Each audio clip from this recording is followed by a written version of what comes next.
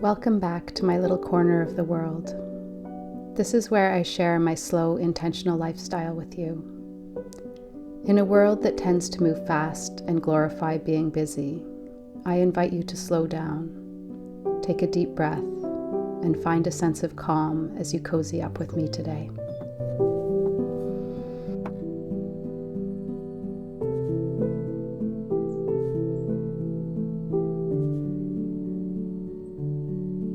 I thought it would be fun to come and show you where I actually sell the pottery that I make in these videos. I've been doing pottery since I was 15, so it was 1995, 1996. And I've been selling in galleries and craft shows. I grew up in Toronto, so I did it as a full-time job for many, many years. And eventually I burnt out, because even when you do something that you love, when you do it for hours and hours every day, you do burn out. And it's also very physically demanding to be hunched over a pottery wheel. It's not good for the back, it's not good for the neck, it's not good for the posture. And so now I just do it little bits at a time. So once a week, I always bring you along with me and I film what I'm making. And this is where I sell it. This is on our property. This is tucked away in some bushes and trees. You can't see it from the road. And the only ones who know that it's here are our guests that come and stay in our rental suites. So we have a straw bale homestead on our property, and my main business now is to rent out those suites and host people.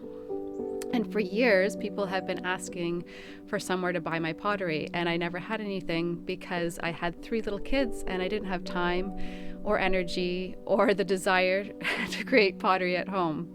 So now that the kids are getting a little bit older, I decided this spring to build this little stand, and it has been so successful. I have made thousands of dollars since it opened in May, and it's been fun. In today's video, I am making mugs because I am pretty much out of them and I need more. I also sell my pieces in a little hamlet that's 5 minutes away from here. There's a tiny little market that does gourmet food there, and they also sell things that are local. So I have pieces there as well, and I do a beautiful exchange with them. They give me store credit for the pieces that I sell. That was an agreement that I wanted because I love their food and I'm already spending my money there. So I thought that would be a really nice thing to do. Exchange and barter is always lovely. Besides making some more mugs for my stand, I'm also taking an imprint from the sprig mold I made in previous videos. And then this will be the final thing that gets fired and turned into a Christmas ornament. So the reason I started this so many months ago is there's so many steps and stages, and I only go in to teach at the studio once a week, and that's where I actually fire everything. So I have an arrangement with them as well that I make pottery for them, another barter system. I make pottery dishes for their own personal use, the people that own the studio. And in exchange, they let me use the kilns and the glazes and stuff there. So I go in only once a week to that studio, teach my pottery class, and fire and glaze whatever I have on the go. And that's why it's taking so long to get a finished product, because it's only once a week that I'm going in. So it takes months for me to actually get from start to finish. And you'll see in this video, the little birds that I made a few weeks ago are here. They came out of the kiln this week, and they're ready to be going home to their new places whenever people decide to pick them up. So I just thought that would be fun to share what I do and how I make money. And yeah, enjoy the video.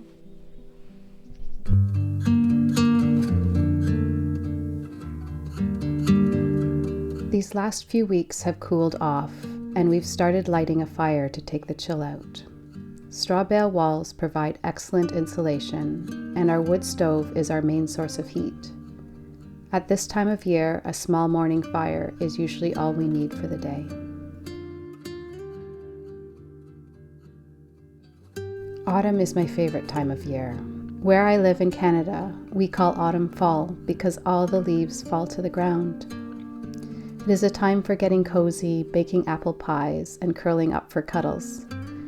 It's a time for walks in the woods and marveling at the stunning spectrum of seasonal colors. Did you know that the pigments that create the vibrant oranges, yellows, reds, and purples are all present during summer? We just can't see them because the green chlorophyll masks the other colors. As the days grow colder and shorter, trees cease making chlorophyll and the underlying fall colors become visible. It makes me wonder about all the other things that are present that we cannot see. The magic of the natural world never ceases to amaze me. Frost sparkles on the ground these fall mornings before it is slowly consumed by the warmth of the morning sun as it creeps across the shadowy places. This is a time of year to slow down and go inward, to spend time in darkness in the morning and at night, to lean into receptivity.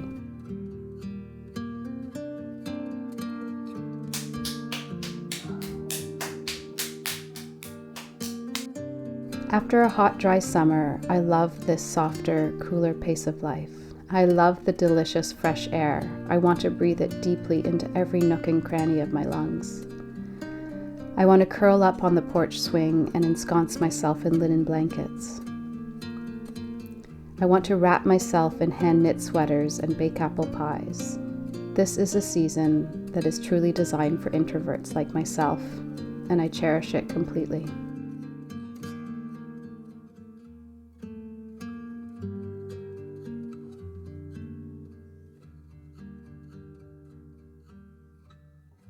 I spent time this week making pottery mugs and sewing some new pieces of warm clothing for my children. I sew our clothing, and I've listed the clothing patterns in the description box below if you're curious. I keep the children's clothing simple and comfortable, relying only on color palette for variety. For years, I've used only a couple of patterns: joggers and long-sleeve t-shirts for the boys, and leggings, long-sleeve t-shirts, and a simple jersey dress pattern for my daughter. I only sewed 5 tops and 5 bottoms for each child. It's enough to get them through a few days before I do laundry again.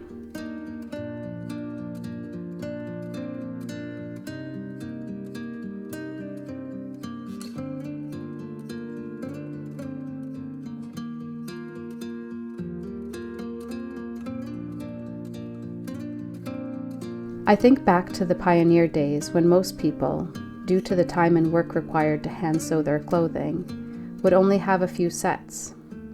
The average woman would have had around 3 dresses at most. Clothing would have been mended repeatedly and only thrown away when it had completely worn out. I like the simplicity of this method.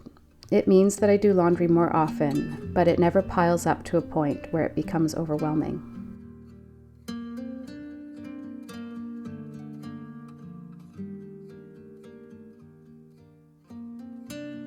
Autumn is also a season of deep reflection, and I've been having a lot of those lately. The longer I live, the more I realize that less is often indeed more. The less I socialize, the more time I putter at home, the happier I am. The fewer friends I have, the more selective I become, and the more value those interactions bring me. The less things I own, the less responsibility I have, and the lighter I feel. When I take the pressure off, it creates more vastness around me and inside me.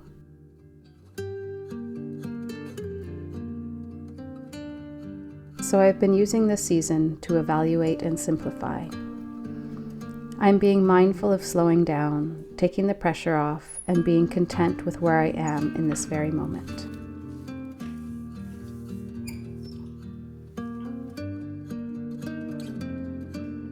Oh, that's lovely. I love drinking raspberry leaf tea. There's something about it. I stopped drinking black tea a while ago because it just didn't feel good for me to have caffeine in my body. It made me feel jittery and not good. So I started drinking raspberry leaf tea because it has the same tannins that black tea would, but without the caffeine. And I like it with a little bit of honey and milk.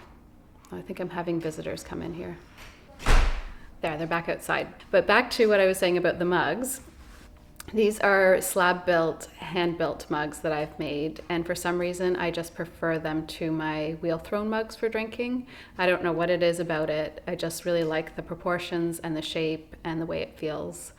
And if you're somebody who does not own any pottery mugs, I highly recommend that you pick up even just one pottery mug. You can get rid of all your other mugs and just have one really lovely pottery mug, because everything tastes better out of a pottery mug. I don't know what it is. There's a life and a soul that a handmade piece has that machine produced ones just don't carry. It's funny, I just finished making a big dish set for somebody that had never had handmade dishes. And that was their first comment to me, was how much better their coffee tastes out of their new handmade mugs, and their food tastes better off of the plates. There's just something about it. If you're not into pottery yet, this is your invitation to consider purchasing handmade things to eat off of. I would love to hear what your favorite things to do at this time of year are. What are some of the activities you like to do? Do you like to bake things? Do you like to make things? Do you like to take long walks in the woods like we do? Do you like to cuddle purring cats under cozy blankets? Hey, Bobby? Let me know in the description box below. I'd love to hear what you have to say and any reflections you have at this time of year. Thank you so much for being here. And Bobby and I will see you very soon. Take care.